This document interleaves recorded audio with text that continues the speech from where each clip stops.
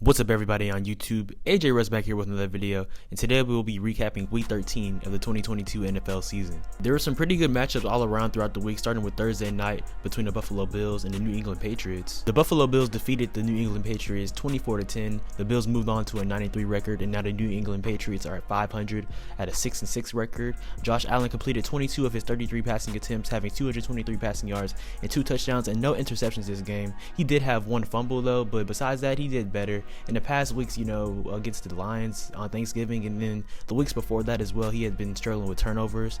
But I think that he's going to get that going into control in the stretch run of the season. Josh Allen's partner in crime, Stephon Diggs, had 7 receptions for 92 receiving yards and 1 touchdown, of course. And then on the other end, the Patriots, they just really struggled overall, scoring.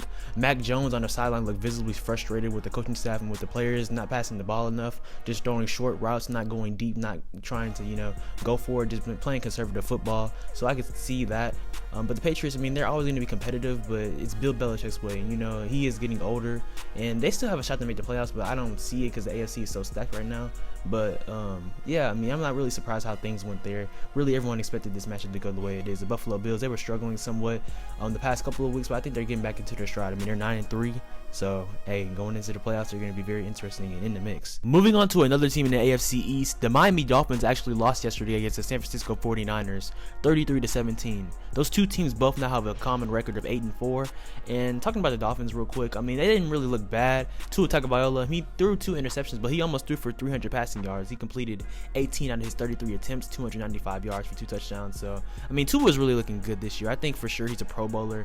It's like I said before in previous videos, it's crazy how people thought that if he didn't have a good year this year that they should move on to another quarterback. So I'm happy for him for sure. Tyreek Hill always does Tyreek Hill things, had 9 receptions for 146 receiving yards and 1 touchdown, just a different breed.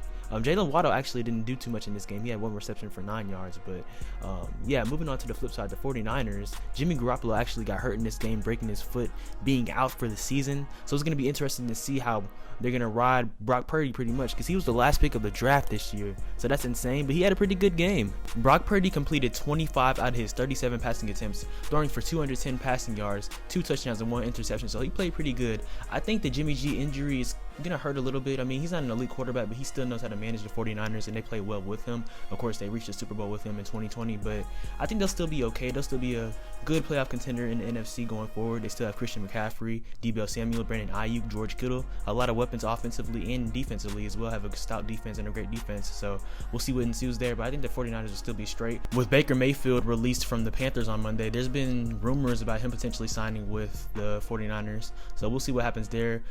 Coach Kyle Shanahan said that he's always been a fan of Baker Mayfield, but he also likes what they have right now currently going on, so we'll see what happens with them. But the 49ers will still be a legit playoff contender. Let's move on to arguably the game of the week, an AFC championship rematch from last year where the Cincinnati Bengals won against the Kansas City Chiefs 27-24. The Bengals now have an 8-4 record, and the Kansas City Chiefs now have a 9-3 record. They were on a 5-game winning streak, but then that ended up getting snapped in this game. From the jump, the Bengals really showed it there for real. Earlier in the year, the Bengals were struggling a little bit. Jamar Chase just returned from his injury this past week, but he played well. Joe Burrow completed 25 out of his 31 passing attempts for 286 passing yards and 2 touchdowns. Their running back Samaj Perrin, of course, Joe Mixon isn't playing right now, but he had 21 carries for 106 rushing yards, so they're playing pretty good. Joe Burrow had 46 rushing yards in himself, so hey, I think the Bengals, they're getting back right at the right time of the season. December, close to the playoffs, week 13, next week 14, so they're doing good. Patrick Mahomes, he had a okay game. By his standards, of course, okay. 16 completions out of his 27 attempts for 223 passing yards and 1 touchdown.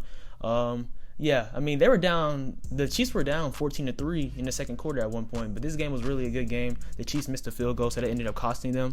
This was a really good game. If we get this playoff matchup again in the playoffs, I think it'll be really good. Joe Burrow is right now 3-0 against Patrick Mahomes, so Patrick Mahomes is really itching to beat him, to get that off of his chest. But hey, the Bengals, they're on one, and the question is real, are they back? Like, are they the best team in AFC right now? I mean, of course, you have the Bills, you have the Dolphins, you have the Chiefs, of course, but the Bengals, I mean, they're getting hot right at the right time. Let's speed through some games real quick. So, like I say about the Broncos, the most disappointing team in the league, we don't talk about them for that long, but they did play against the Ravens, and the Ravens won that game 10-9. Unfortunately, Lamar Jackson ended up getting a knee injury in this game, and Tyler Huntley had to step in the game, and he's a really good backup. I like Tyler Huntley, honestly. It's crazy how similar him and Lamar Jackson just like play. Tyler Huntley actually played really good. He completed 27 out of his 32 passing attempts for 187 passing yards, so that was really nice. Of course, Lamar Jackson got hurt earlier in the game, so he only had 4 passing attempts. But the Las Vegas Raiders beat the Los Angeles Chargers 27-20. The Chargers now have an even 6-6 record. A lot of people projected them to potentially be the second seed in their division behind the Chiefs, but things are going down for them. They're very mediocre right now. The Raiders, after starting off, I believe it was 0-4, something like that. They started off really slow. They're now 5-7. They're winning some games, putting some games together. Derek Carr, he completed 16 out of his 30 passing attempts for 250 passing yards and 2 touchdowns and 1 interception. And Justin Herbert, he completed 28 out of his 47 attempts. He had 335 passing yards and 1 touchdown. I just feel like the Chargers, I don't know, they're missing some things. Talking about another disappointing team, the Los Angeles Rams lost against the Seattle Seahawks 27-23. The Seahawks are now 7-5 and the Rams are now 3-9.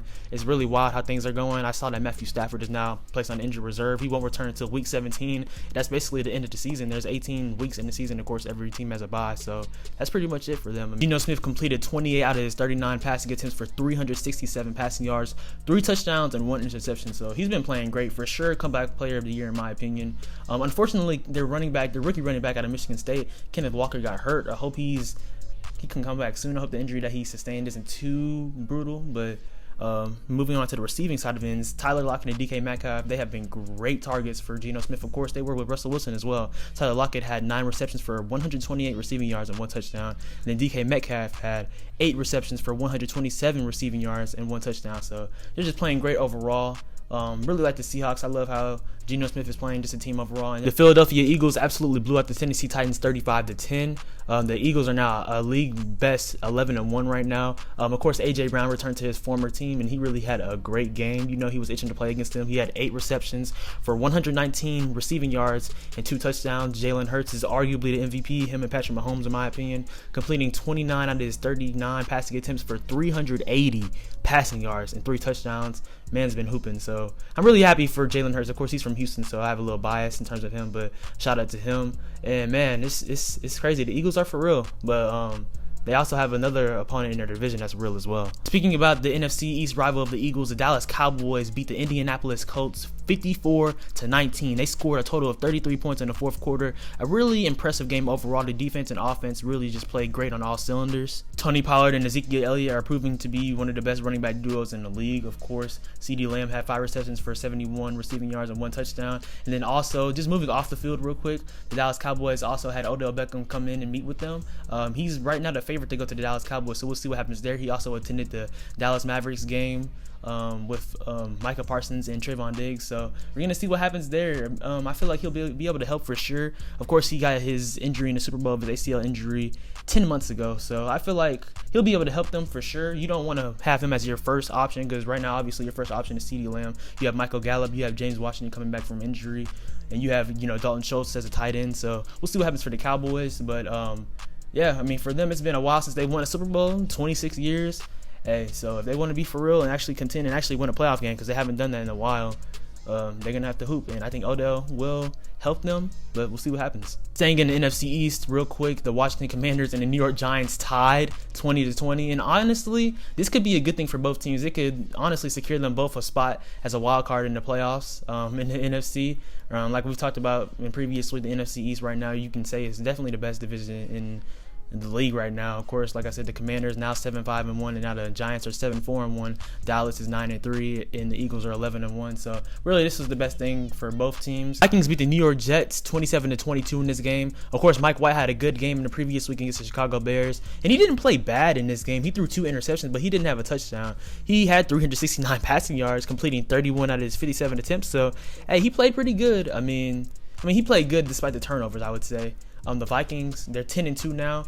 Kirk Cousins had completed 21 out of his 35 passing attempts for 173 passing yards and 1 touchdown. Of course, you have Dalvin Cook on the end. You have arguably the best receiver in the game right now, Justin Jefferson, but he only had 45 receiving yards. He had a touchdown though, so That's good for them. Let's talk about the Detroit Lions real quick. They killed the Jacksonville Jaguars 40-14, moving on to a 5-7 record. They've been playing really good the past few weeks. On Thanksgiving, they almost beat the Buffalo Bills, taking them to overtime. In addition to that, Jared Goff, he had a really good game against the Jaguars. He completed 31 out of his 41 passing attempts for 340 passing yards and 2 touchdowns. So he just played really good. Jamal Williams, of course, has been good for them this season.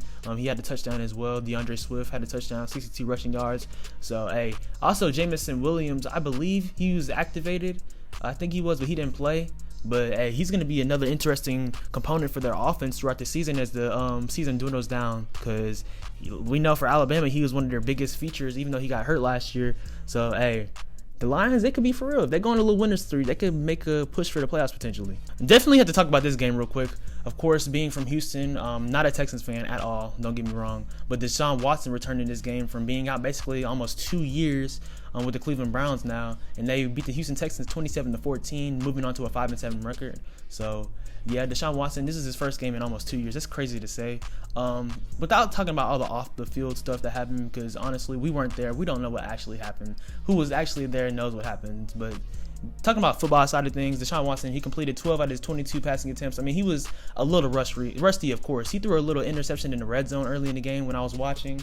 So, I mean, I was expected to be some rust. I mean, you haven't played in the NFL for almost 2 years. That makes sense. But we know when he's at his all-time level, when he's hooping, when he's, in his rhythm, he's one of the best quarterbacks in the league. Real quick, I almost forgot to talk about these 2 games. The Pittsburgh Steelers beat the Atlanta Falcons 19-16. The Steelers have been winning the past few weeks. I think they won 2 in a row, I believe. So they still have a shot to try to, make a little playoff push for a wild card. But honestly, I don't think they'll make it to the playoffs. But, crazy things have happened. And then also the Green Bay Packers got their 5th win of the season against the Chicago Bears, 28-19.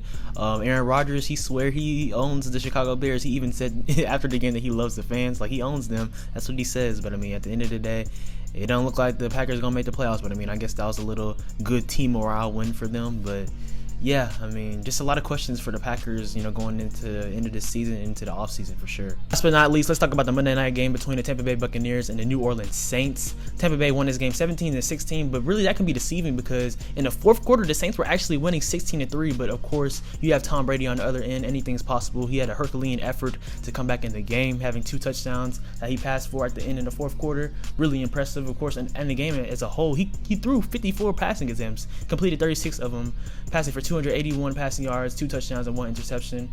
So we'll see what happens with the Buccaneers. I mean, obviously they've been disappointing. They now have a 6-6 record, but they're first in their division because their division is one of the worst in the league right now.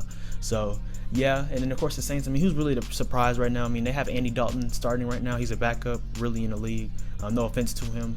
He actually had a solid game. I mean, he did complete 20 out of his 28 passing attempts for 229 yards and 1 touchdown that he had, but I mean, I honestly expected Tampa Bay to win this game from the jump, and they won at the end. So guys, real quick, as I said earlier when I was making the video, there was rumors about the 49ers signing Baker Mayfield. Well, I was just watching NFL Live, and Adam Schefter reported that Baker Mayfield just signed with the Rams, and he may be able to play with them when they play their game on Thursday against the Raiders. So that'll be interesting because, like I said, Matthew Stafford is out. So, wow, some breaking news for sure, guys. But anyways, let me know in the comments down below who you have at the top of each conference in the AFC, whether it's the Kansas City Chiefs, the Buffalo Bills, the Dolphins, the Bengals, or in the NFC as well. If you have the Eagles at number 1 still, Dallas Cowboys, San Francisco 49ers, the Vikings, talk to me, let me know. I appreciate y'all guys watching always. Make sure to like, comment, subscribe, and turn on post notifications. Follow me on Instagram and Twitter at SwaggyRuss, and also on TikTok at SwaggyRuss02 for cooking content and shorts and things of that nature. Just stay tuned for more videos, man. It's almost Christmas break. Once that comes, hey, there's going to be a lot of videos coming because I'll have a break from school, so expect 2 to 3 videos per week then. Hey, it's almost 2023, which is insane to say, but just stay tuned. We're going to keep leveling up and getting better quality, better content, and yeah, I appreciate y'all always. We're about to hit 1K soon. Thank y'all for that. Hey, appreciate y'all always. Love y'all. Happy holidays.